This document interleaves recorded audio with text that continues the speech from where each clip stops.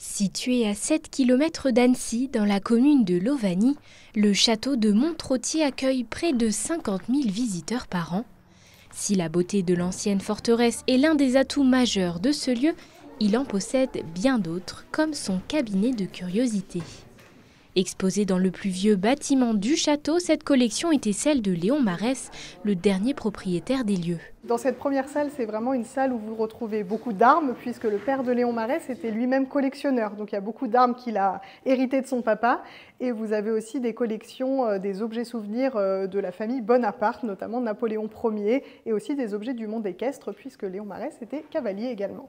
À sa mort en 1916, il lègue son domaine et ses collections à l'Académie Fleury-Montagne, à la condition que ce lieu soit ouvert au public. Au total, ce sont plus de 13 000 objets qui sont exposés, comme ce chapeau chinois. Ce qui est particulier, c'est que c'est ni un chapeau, ni un objet qui vient de Chine. C'est un objet qui vient de l'Empire ottoman. Ça, on le reconnaît au symbole, l'étoile, le croissant de lune qu'il y a au sommet. Et c'est un instrument de musique qui était utilisé chez les militaires.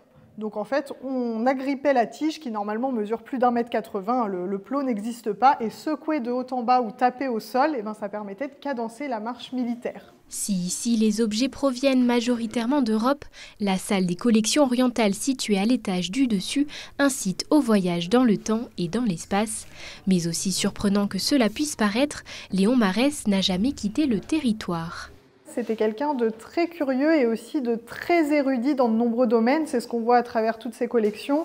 Il faut savoir que tous les objets que lui a achetés, c'était vraiment des objets sur lesquels il s'était renseigné et qu'il avait envie de partager auprès de ses amis et de ses convives qui venaient ici au château de Montrottier. C'est donc à Marseille, Montpellier ou encore Lyon qu'il a acquis cette collection provenant de l'autre côté de la Terre, à l'image de cette peau de caïman. C'est un véritable animal qui a été chassé. Souvent, on nous pose la question si c'est une vraie peau. On voit encore les impacts de la balle, donc la balle qui est entrée ici au niveau du cou et qui est ressortie au niveau du flanc de l'animal. Donc voilà, Léon Marès a apposé cette peau au dos de la porte. Et encore une fois, peut-être avec un rappel de son trait d'humour, juste au-dessus, on a l'impression que le caïman va croquer ce qu'il y a au-dessus de sa gueule. Et cet objet-là, ça s'appelle une coco-fesse. Donc la coco-fesse, c'est la plus grosse graine du monde, c'est la graine du cocotier des mers qui pousse aux Seychelles, notamment sur les îles Malignes et les îles Pralin. Accessible du 1er avril à début novembre, ce cabinet de curiosités réunit une multitude de thématiques, comme la musique, le jeu, les vêtements, le mobilier et bien sûr l'art de la guerre.